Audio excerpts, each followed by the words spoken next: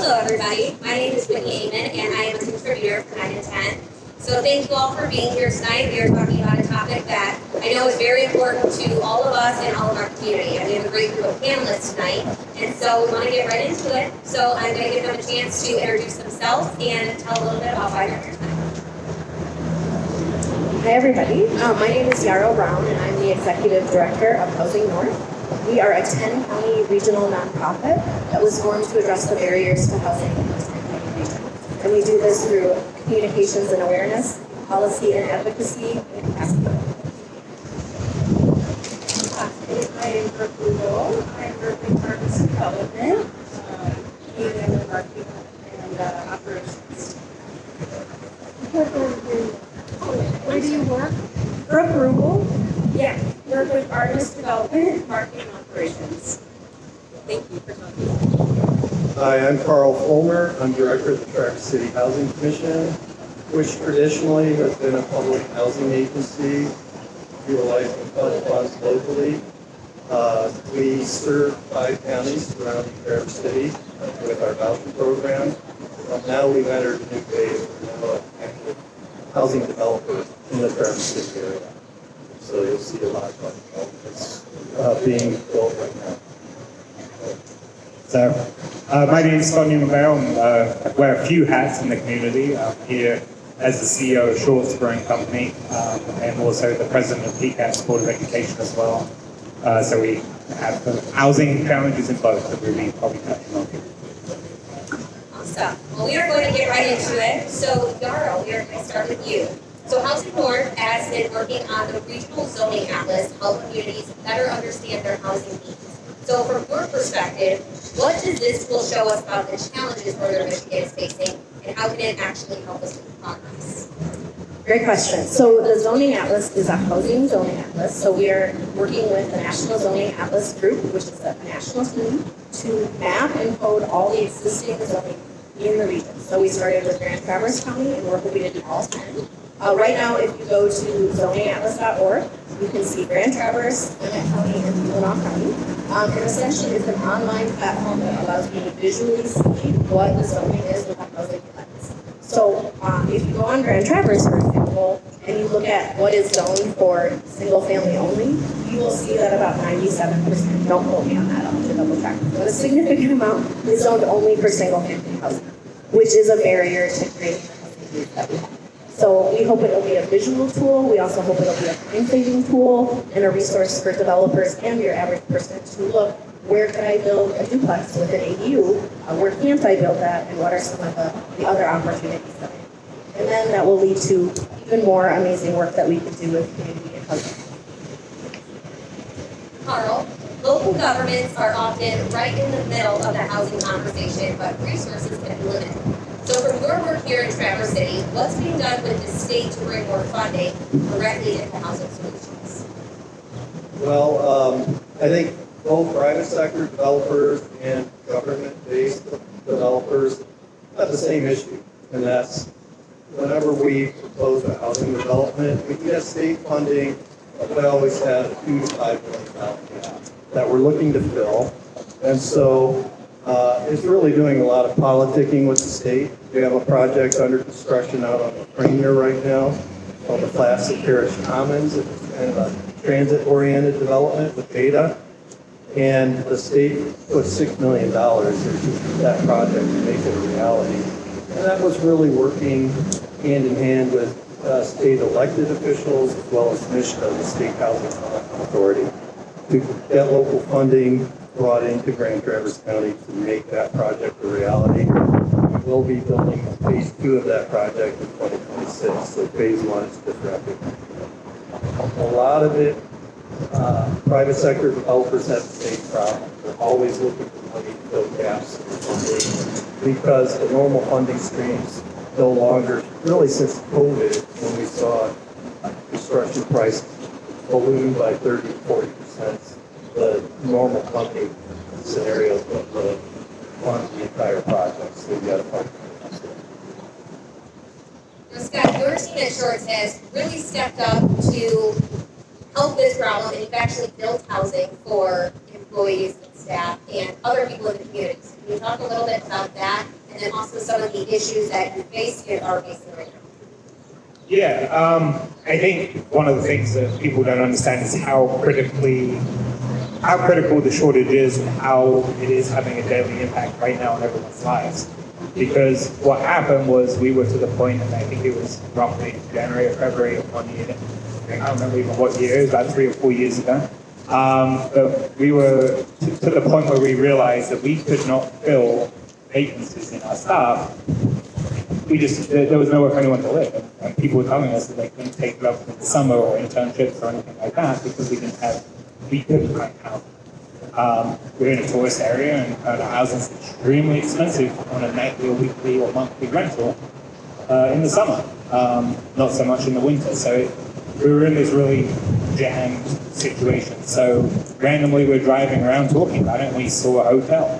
And that's one rooms for people to stay. So we quickly pivoted, bought that hotel, converted it to workforce housing in the summer, added online in about 75 days. We had people lined up, our staff, who were actually sleeping in their cars or in tents in April, and we managed to move them in, to be in within 30 minutes of closing. And we were pretty much at capacity within about 3 weeks. I can tell you we're pretty much always at capacity. We always have needs. That it's not just our needs either. We've had ice storm moving against it. A lot of people saying we've had tornadoes. We've had teachers moving into town. We've had other hospitality, fire victims, domestic abuse victims. Like we've got a steady stream of different uses of this hotel. And I think it really highlighted for me the massive shortage of short-term housing, and it's not. This is a different problem. That it's short-term housing that people are trying to find. And when you live out of the area, it's really hard to find housing if you're not here, because there's a house that comes up. You got to go and look at it. By the time you go and look at it, it's gone. So if you live 3 or 4 hours away, it's not a choice. So Scott, what are some lessons that you learned that other local employers can take away if they wanted to try something similar? Well, first of all, I'll say it's not for everyone. I did feel like if anyone was Fifth Street, I was literally going to start my day off in that with call it the Rosebud Hotel. That's what I felt like, and I had to learn how to run a hotel pretty quickly because it was partly a hotel with a subsidy. It's not for the faint-hearted. I learned a lot of lessons, and to be quite frank, it kept us open and it served its purpose for several years. But it's cost me more. It's subsidized. Cost me more subsidies than I thought it would in keeping it open for that purpose. I've learned a lot of challenges on the HR front of having that many people in one confined space. And then more recently, I've had challenges with things like, actually one thing that I'm going through right now is having an insurance company, nothing to do with us, but some others outside of even the state, it's now extremely difficult to insure a motel, and it's extremely difficult to insure workforce housing. And apparently it's actually almost impossible to insure a combination of both. So there was a week earlier in the year that I couldn't even get insurance at this place. And now I finally managed to do so at an extremely high cost. So I'm not even sure if I can continue it. So now I'm trying to pivot again to do some other housing, which puts me back into the boat of a lot of these other needs and programs. So moving to the development side of things, Brooke, we know about rising costs, labor shortages, and regulatory hurdles. What are the biggest challenges that you're seeing right now when it comes to building new housing, and what would help you this year? Yeah, that's a great question. So actually, how we got into Northern Michigan, the Grand Rapids region, was started through like boutique hotels. And once we started in training in Bel Air and started getting to know everybody, we realized that's not what this community needs. This community really needs workforce housing and housing in general. And so Yarrow and Joe Short actually introduced us to Amy Covey, who works with MISHA, and we were able to create a pilot program with the state of Michigan, and that's actually what we're developing Bel Air Lofts through right now. So this pilot program took 3 to 5 years to develop with the state. So to say that's an obstacle is legitimate. That's a long time. It was a big investment on our part, especially because everything's parallel path. So we're working on securing land, and we're holding that land for a period of time while we're still working with the state to develop the pilot program. So there's a lot of hurdles up in northern Michigan. Also trades and builders being another one. The demand is so high up here, and we do have pockets of money that that's where the builders and the trades go. There's also nowhere for those people to live. So this cycle kind of continues, if you will, where it's just a repetitive problem, and we've had to get really innovative with our types of development, how we're developing these units to kind of curb those obstacles. And what are some of those innovative approaches that you guys are taking? Yeah, good question. So right now we've built Spilling Lodges, which is a boutique resort. That's kind of what we came up here with the initiative to do. That was done through offsite construction, and that was our first project using offsite construction, which is similar to the old modular kind of way of thinking, but everything is built offsite in a controlled environment. We lay foundations, everything's on a crawl space. It's stick built quality and built offsite in a controlled environment and then transported to the site. So it's a really great technology. There's many, many nuances, and there's a lot of obstacles that come with that. But we are pushing on that lever right now because of the lack of trades, the lack of builders, the lack of resources to actually develop here. Now, this question is for anyone. What incentives would encourage landlords to partner in permanent supportive housing? I guess I'll try. I used to be director of large housing agency in South Dakota, and we had over 300 vouchers for permanent supportive housing. Some of the steps we took because a lot of the permanent supportive housing tenants may have some issues with housing stability over time. We had a mitigation fund that the city funded in Sioux Falls that provided some financial relief to landlords if there was damage to a unit or if there was heavier unit turnover. It enabled landlords to more economically or feasibly repaint units when the units turned and everything like that. In addition, it guaranteed some money for vacancy rates in the units that they committed to permanent supportive housing. So that was a way that we got landlords more involved. We had quarterly landlord luncheons where landlords would come and express their concerns. We try and address their concerns. So it was a much more interactive program with our local landlords, and we had some landlords that stayed with the program for over 15 or 20 years. It wasn't for every landlord, to be quite honest, but we tried to keep a fairly extensive list of landlords who participated in the permanent supportive housing. So I was also going to say that, we have a limitation of vouchers here, in general, and that is the barrier. And just to mention, there is a lot of data on the Housing North website and out there if you want to know about the need that we've talked about. We have a 0.7% vacancy in our region, which is extremely low. You want it to be 4 to 6%. But having people who will accept vouchers, I would say, is high priority here, especially for those experiencing homelessness. And I think it's guaranteed rent too, right? We do use that as not guaranteed, but it ensures that they will have rental. Well, the government side of the rent's guaranteed, but usually a tenant pays up to 30% of his or her income, and the government pays the remainder of that month's rent. I will say this. Presently, we have 327 vouchers in the Grand Traverse region through the Housing Commission. HUD is underfunding the vouchers presently, so we can only fill about 85% of those vouchers. But again, those aren't designated permanent supportive housing vouchers. Those are general housing choice vouchers.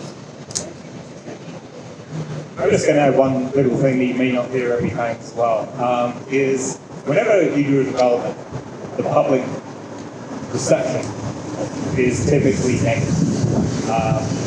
There's a belief that developers are here to make money and do all of this stuff. Well, I've done development, and I can tell you, I've almost been bankrupt from doing development before, because you're committing yourself to a project that is 2 to 6, 7 years sometimes with financing. You're relying on a stability of government, which obviously is clearly not reliable, something to count on. So you've got all of these challenges, and you're doing all these things, and the margins aren't that great. So I think one of the biggest challenges I would say is when you have developments, you have to have an open mind, because yes, some people may make some money, but they also may lose it as well. It's a very speculative game that most of us don't want to play. But some of us who do play it don't want to play it either. So. Now, are there any other resort or seasonal communities that we can look to and get some ideas from them? Yes, you certainly can. We do have to keep in mind, though, that Michigan has a different tax structure, and some of that, can work against us or for us. So if you are a year-round resident, most of you know you pay the homestead tax rate, but if you're a second homeowner, you pay a different tax rate. I just want to go back a minute to your incentives. I do think one thing we're working on is the idea that if you were to build housing for year-round, and it was a rental, that we're asking the state, or we're working on a bill to make the PRE exemption available for housing. So that is one thing I think you could do and would help. So if you're somebody who might invest in a duplex and you have to pay the non-homestead tax rate, that might impact, how you decide if it's a short-term rental or year. So I think there are opportunities, but it really will depend on our state. We can't just tax state short-term rentals right now in a community and put that towards housing. It has to happen at the state level. So that being said, yes, we can look to Vail. Vail is an example. They have a Vail and deed program where they incentivize year-round housing through a deed restriction program. And Housing North actually has one in the city of Charlotte. We're not expanding it yet. We don't have a good funding stream, but in that case, they actually have a tax revenue from the city of Vail that helps ensure these. Now, it's not an affordability deed restriction, but it does make sure they're available for year-round housing and does reduce that overall price. So that is one example, and I think Minneapolis is really leading it. They're not necessarily a resort community, but that the state of Minnesota, I would say, has made some really big and significant changes to support housing across the spectrum. Well, in a past life or lives, I've actually worked in several Rocky Mountain resort towns as the housing director. Sun Valley, Idaho was one place that I stayed for about 7 years. Crested Butte, Gunnison, Colorado. A lot of the resort towns in the Rocky Mountains, I think they share the pain of, it comes to crisis proportions for a lot of them. So what we've seen are creative land use incentives to developers, where I know in Sun Valley they created a PUD ordinance, a planned unit development, that if a developer dedicated at least 15% of the housing units in their development for workforce housing with income and rent restrictions, they could get up to 50% density bonus for the development. And the main reason for actions like that is they were having businesses fail because they could not recruit employees to sustain themselves. So in Crested Butte, we had three different branches of government locally put in money to build the first tax credit apartment complex in downtown Crested Butte, where you never see those governments participate together. Gunnison and Crested Butte. Gunnison is kind of a cow town. Crested Butte is kind of a hippie ski town.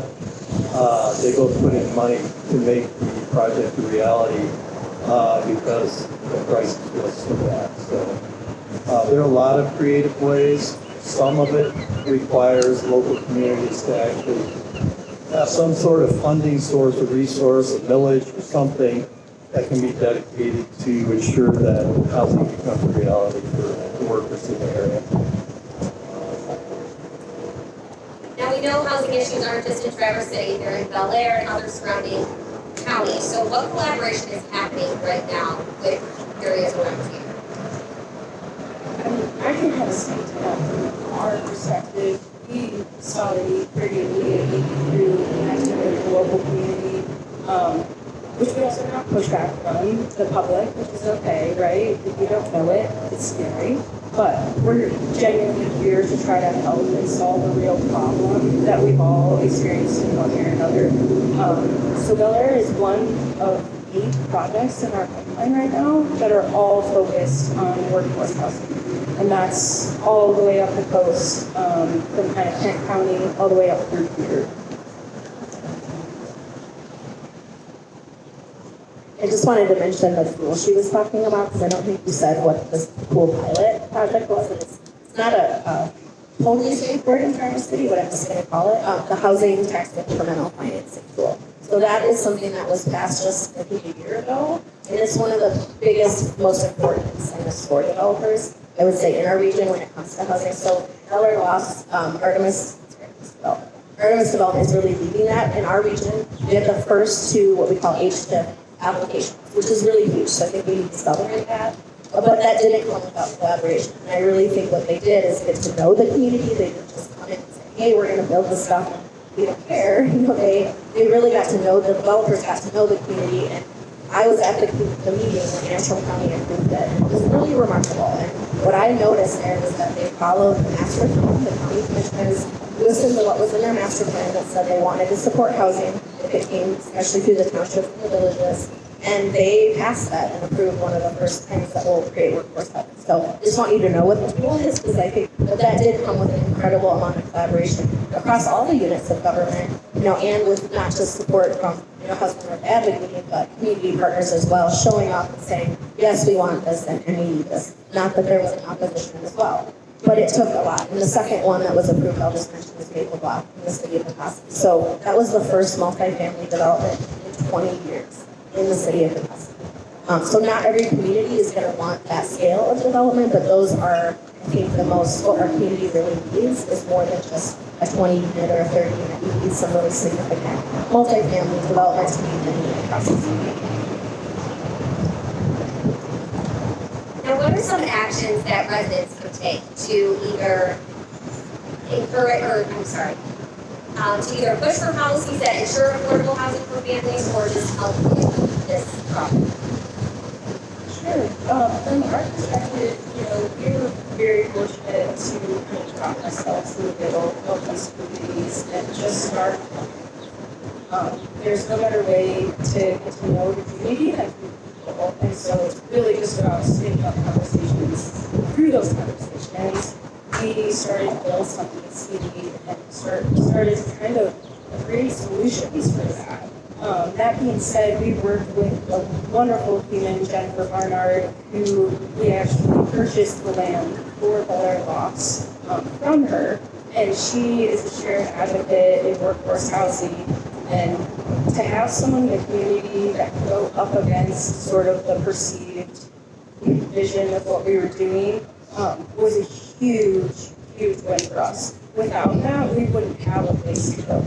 So just being involved and really understanding the true intention of some of these developers and what we're really coming in for is really important. And the good ones will sit down and chat with you and maybe buy you a beer, and the bad ones won't. So, you know. Don't sit down with them or buy them a beer. I would say community engagement, functions like this here, it's incumbent upon residents to be involved, but also the members of the development community, so that you can understand better what we're trying to build. A lot of the opposition that you encounter in communities is not only a fear of, well, property values is one argument I've heard many years, many times, but they don't understand what the housing is going to, who's going to be housed. In resort towns, a lot of the housing we build houses our teachers, houses police officers. They're in the income levels that a lot of the housing we build serves. You know, PSH units are vital to trying to eliminate or reduce the homelessness issues in a lot of communities. I think residents need to be engaged with their elected officials to let them know that they support housing programs and housing development. And most developers who are quality developers are going to listen to surrounding residents and try and meet some of their concerns and design housing that fits in with the neighborhood development. So it does come back to my other point again about being open to it. We do need development. And if you look at one of our biggest challenges up here as well, is during the Great Recession, Michigan overall held it way worse. We a lot of our tradespeople left in 56. We had a longer recession and a deeper recession than many other states, basically the voting nature of our state. So now in recovery, our construction costs are extremely high. Well, we also have a problem where we can't even encourage these people to come back because they're in that place that they can't. So we don't have housing to house the trades who's going to build housing. So this is a big long-term problem that we have to figure out as well. And part of what we can do is counter that. We can put more people into the trades. I think we've done a lot. We might need that add on now.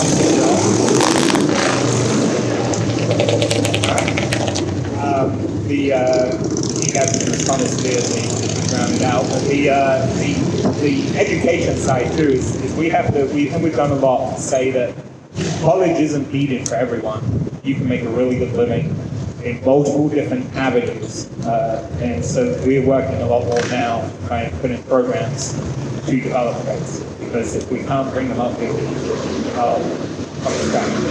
So that's another area that we need to do about that as well. Now we do want to open it up to the audience for some questions. Does anyone here today have any questions?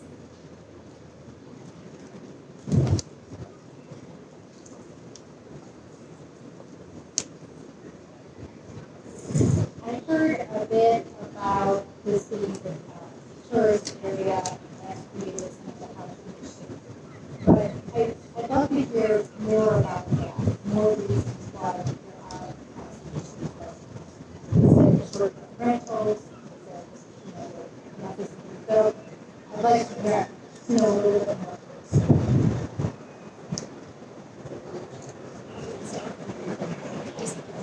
Well, years ago, I was born in Traverse City, so I grew up here.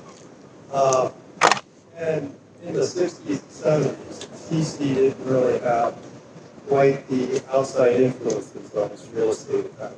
It was a resort town, but not what it is now. I live on a farm on Old Mission Peninsula, which is where I grew up.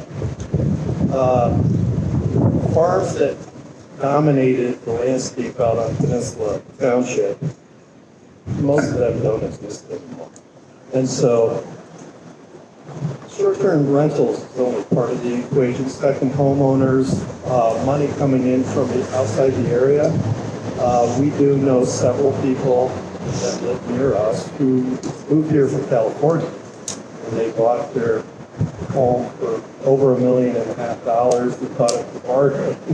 Whereas folks that are local to TC, that's out of their price range for sure. So the outside money's coming in, whether it be renting short-term rentals or buying properties, certainly have an impact on the cost of housing in this area. And it's not unique. The resort area of Grand Traverse County is not unique. Every resort town I've worked in suffers the same ill, where those that own the second homes, those that own the short-term rentals and bring outside monies in, they're reliant on service sector employees to support their homes and the short-term rentals. They're pricing them out by participating in the business or in the second home ownership that they participate in. So kind of a vicious circle as Traverse City gets more and more, the more Wall Street Journal, New York Times articles, it attracts more money, and it prices more of our workers out. And so it's really a difficult situation. So I don't know if I answered your question. I was just gonna add that already then, since the crash in like '08, we were way under building. So I think that combined with the high construction cost, everything got far up. As mentioned, really it's just because we schooled it. We were making some progress. I checked the numbers right before we came and we have about 4,087 building permits pulled since our last housing assessment. Now, those are ones that will actually be built because they're full, but we're tracking, over 2,000 some units that are in progress. But that's still not even touching the which is 31,000 units over the 10 counties over the next 3 years. Yes, we're down to probably 2 at this point. So we're seeing a lot of building, but I would just mention that a lot of that is still not great.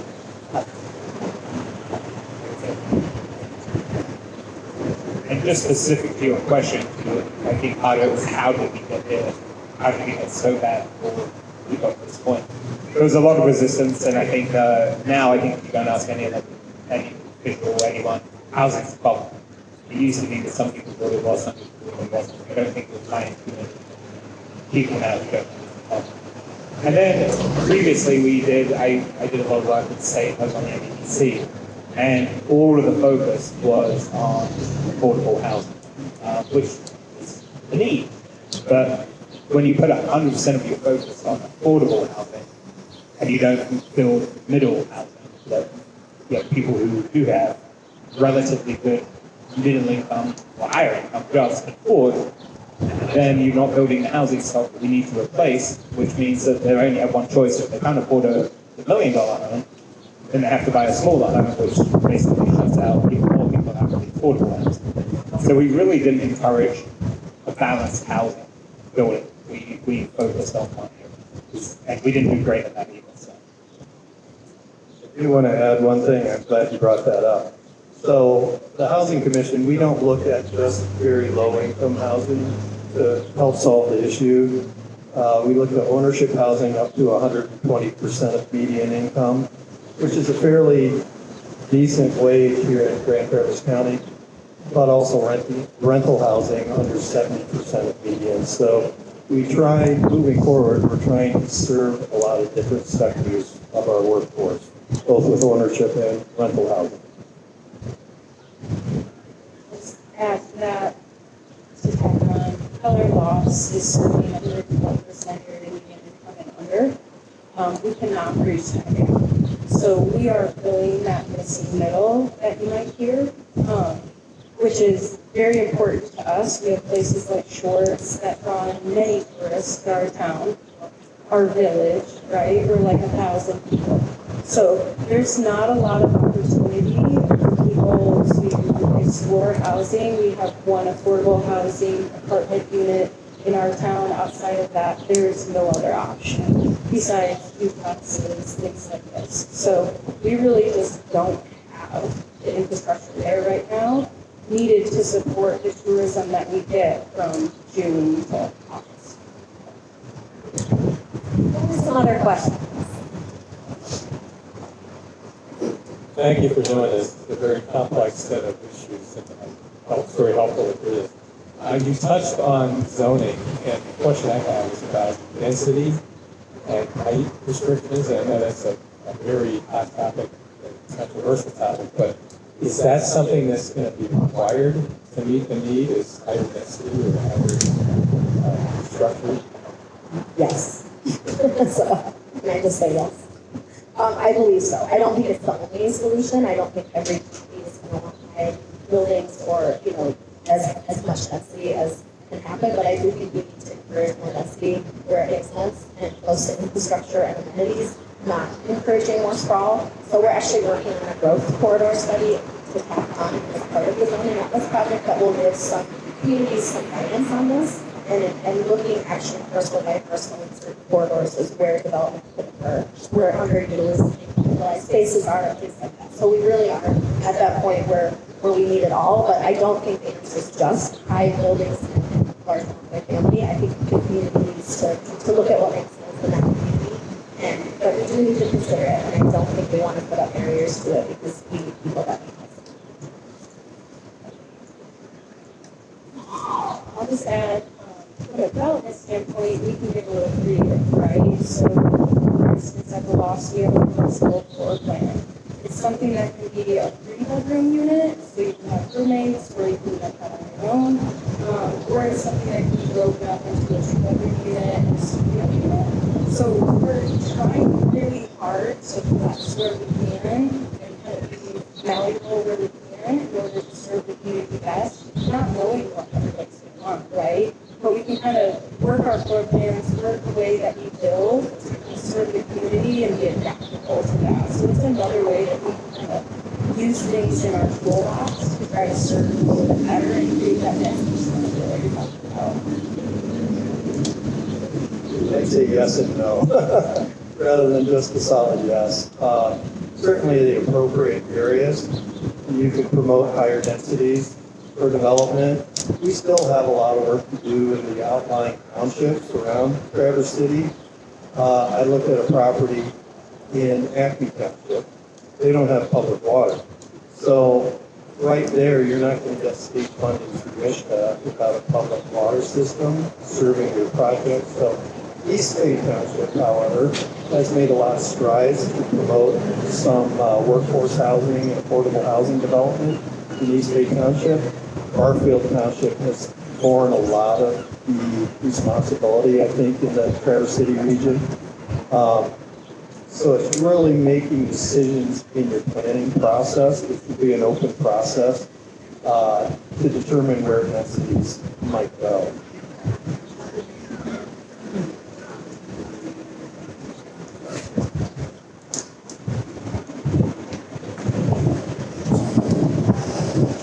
So I just wanted to first start off by saying that you guys are all so smart and amazing. And the insights you provided today, so many more people relevant to this need to hear. So I'm very, very thankful for this and hope that you guys can do this more. And I know you guys do wherever you go. But the question I wanted to ask was, goes beyond even more what we're talking about this density. I remember organizing and fighting for changing zoning to create more density in our city here. And how many people were against it that were friends of mine and people who were dedicated to helping people who are homeless not be homeless anymore. And to me, more places to live is better. But their concern was that it would be open to downstate developers coming up and kind of taking over, kind of like what you guys were talking about. So I think we need to talk more about that and educate our community. And I still don't understand. There are some kind of protections in place, like against that and all that sort of thing. But we need to continue to talk about, they're not so evil developers. Okay, that's really, really important. But my question is, like, how can I do that more, even among people who seem to get it? That's a really good point. Do you guys want to answer? So zoning definitely is a barrier. I know those conversations are hard. Traverse City has made some huge strides. I think what I would say is that the housing tools we mentioned and a lot of these incentives require that the housing be for year-round housing. So if I was talking to somebody, especially when we were canvassing and talking about the importance of the housing tool, that tool wouldn't require that those units could not be short-term rentals and could not be seasonal. Now it's tricky because we don't want to I don't just use the term workforce anymore because there are people in our community who are retired or not in the workforce. We want housing for everybody. So we want to make sure we're mindful of that type of housing. So when we put a deed restriction on, we have to be careful. We can still go to Florida for a month or two and go on vacation. But you just can't rent out your house as a short-term rental. So I think we need more of those, and that's where even the deed restriction program we had could be an add-on to communities who are concerned that it would be converted to a short-term. I do want to say just one thing about worrying about developers, out-of-area developers making money. That shouldn't be the guiding principle that guides you, the fear that somebody's going to make money. Artemis, I'm sure, is a for-profit developer, but they're still doing community-based housing. We have the Housing Commission has partners on our developments. They're for-profit partners. but without them, we couldn't get the housing built, to be quite frank. So, you can't look at land use and say, well, you can't do that. Somebody could come in and make enough money. So I would just caution not having that mindset. I mean, you don't want housing types that you don't want built in certain areas. That's how you should make your land use decisions, not, oh, somebody from outside the area can make money. Yeah, and I'll just add to that. We are so vested in this project. This is like a minimum 10 years that we're making into Bel Air and the 8 subsequent projects ahead of us in our pipeline. So it is not a thing apart. It took 3 to 5 years just to develop the pilot program with Mishka. We saw the need and we saw that we had the skill set to potentially find a solution. So we went down that path, but it is not a simple process by any means. So I think the people who really stick with it are the ones that you should kind of keep an ear to, just to know that they're vested in your community and they're actually trying to provide a solution, not trying to turn a profit.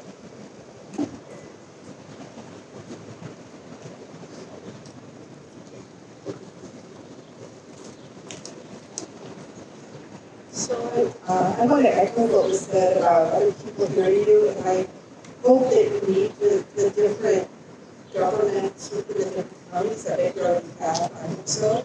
Also, I volunteered with Traverse in Akron for a while. I'm a professor, and I taught a lot of masters in human resources. I'm going to be at Stanford next year at a fellowship that's pretty prestigious, and yet I live here. And I think there's this disconnect with the business community and that they have a piece of it and the employees have a piece of it. So I think it's great if we increase the supply. I think low income and teachers are and other moderate income are where we need to go, but also keeping professionals here and people not leaving. So on the other side of it, there's the business community, sure, up here. There's also that luncheon that's at the country club where they have an economics speaker every year. There's also, when I worked for TTE, which is now precursor to Verizon, IBM, and some, I worked overseas too. They had for high talent young people a housing stipend.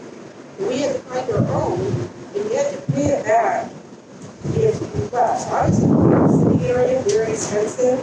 I had a $20,000 interest free loan, and I had to pay it back if I left within 5 years. And so I think brick and mortar is good, but just like with child care, we need brick and mortar, and then we need this. And that's the next panel we have to have, because I've done a lot of work on that. And flexibility, remote. There you go. I wanted to just add one thing that I don't think we mentioned, but there is a huge need for infill development and people who might want to create an apartment in their house or have a large home and they're not wanting to downsize. So on Housing North's website, we have a housing exchange platform, and that's one way we're trying to connect people with different types of housing opportunities. It initially started for seasonal housing, but the Sleeping Bear Gateways Council started it. But what they found is people did want to rent to year round, but there weren't enough units online. But through that, there's examples and resources of how you can be a property manager if you do want to rent your house or creating a studio. But we really do need it all, including duplexes and studios and opportunities to for people who maybe want a roommate but not know how they want to go about it. But I think that it is about the multifamily as well, but also in the small ways people can build a duplex in your backyard, and we have some housing tools that can help you. So reach out to any one of us and we can help you navigate that if you want to join the housing world. It did actually remind me of a program that I may have to bring back as well, which was earlier in the days of Shorts before we had any resources to do any of our own projects. I came from a mortgage real estate background, and one of the things I did was I had someone come in and explain to people how a mortgage works, just really basic things that a lot of younger people don't understand now with down payments programs, things like that. And it allowed a lot of us to get on a path within a year or so could buy their own house. At the time, it was a lot more affordable. That's why the program kind of went away. But I may have to bring it back because one of the great parts of that program was the amount of staff that ended up living as a roommate with the person who bought the house. So it was kind of a 2-for-1 for the employers. So that was one program that was really successful. And I have to bring that back. I apologize for the clunky nature of this question. I'm a little bit out of my depth. I'm wondering with the rising costs of materials and labor, both regionally, one thing that I've heard from other people that's going on, I don't know how big a problem it actually is, but you can't get loans, whether it's commercial or personal, to get the right amount for the cost of the house to actually for several homes to be built, because they're assessing it or financing it with information that is like a year or two old, which is like hundreds of years now. That's hundreds of years ago. So are there new financial products or are people trying to think of creative ways to meet that gap? And also, if you can think of a better way to rephrase that question so it makes sense to everybody else. Thanks. I think I understand your question. Tell me if I'm wrong, but basically the rising construction costs, basically building a home no longer appraises for what you can replace it for. Yeah. So how are you going to bridge the gap of building new homes to an individual nature? Yeah. From a development point of view, that's the problem right now. There's no money to be made in developing a house at market rate of selling it because the construction costs are too high. Underlying problem of why we're up here right now. From an individual level, I don't believe there is a great program to do that. I can tell you personally, I've done it, and I've managed to buy a lot of appliances on long-term financing. But it was a pain to piece that together, and I took a lot of risk and I managed to pull it off. But I had $10,000 here from someone who was trying to sell me steel, and they financed it, and I plugged the difference with the bank, and I managed to get it done. But it's very hard. I don't know if anyone knows any of the program.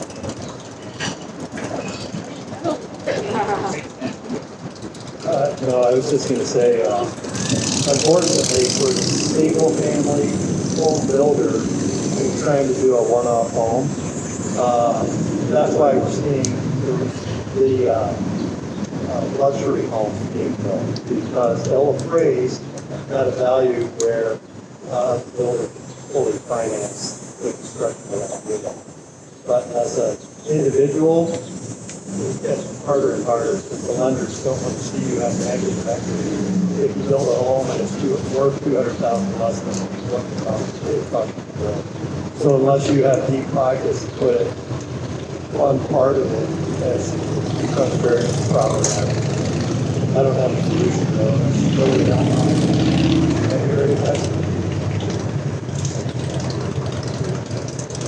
I do want to give each panelist one more chance to give any final thoughts or maybe one tangible action or hopeful takeaway from this group.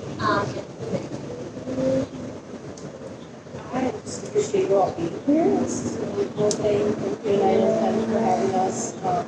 It's a huge problem in our community. My partner and I experienced it when we moved here a few years ago. I think we all have touched this problem in one way or another.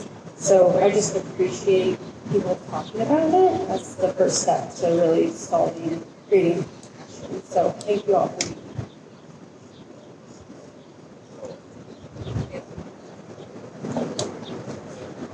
here. I'm going to pull back a little bit again on the big takeaway that I'm really trying to push is whenever you hear of a development, have the open mind to be like, well, there's only so many people willing to do it.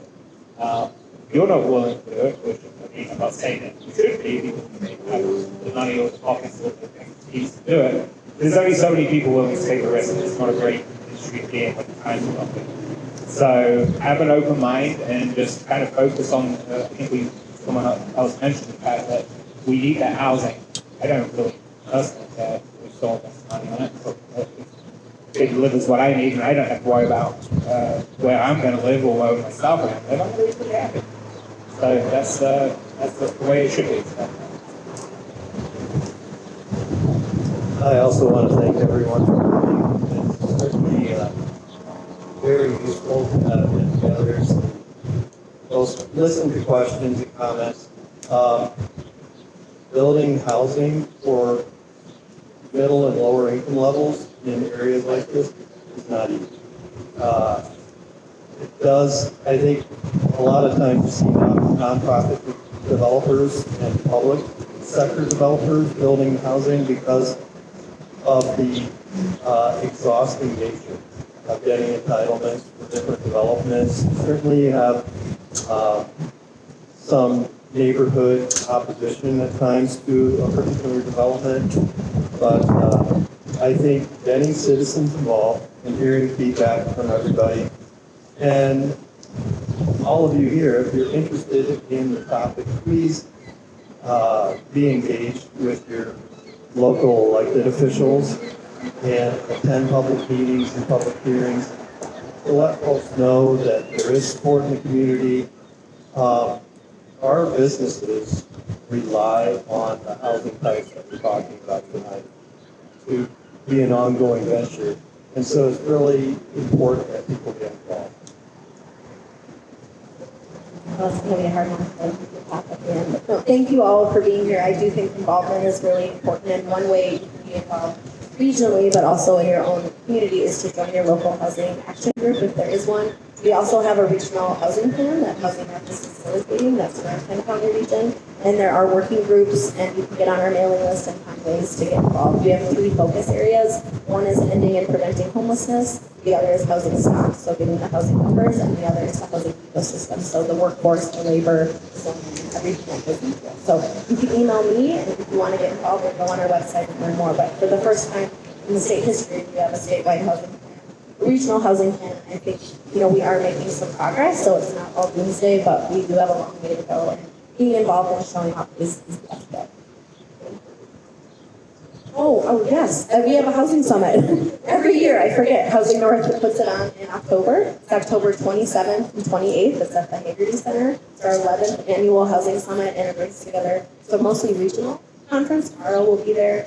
Everyone on this panel actually will be there. And we have a keynote. We're bringing in somebody from Strong Towns, and it's over 2 days. There'll also be a bus tour of modular and manufactured housing. So if you want to learn more, you can go on our website, just Google Housing Summit, and we'd love to see you there.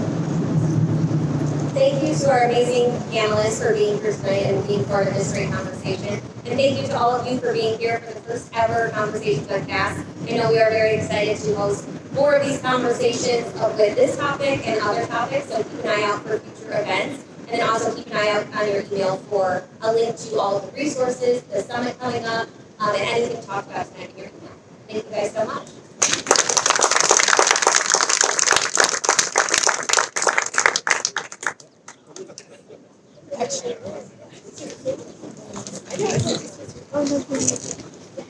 Bye.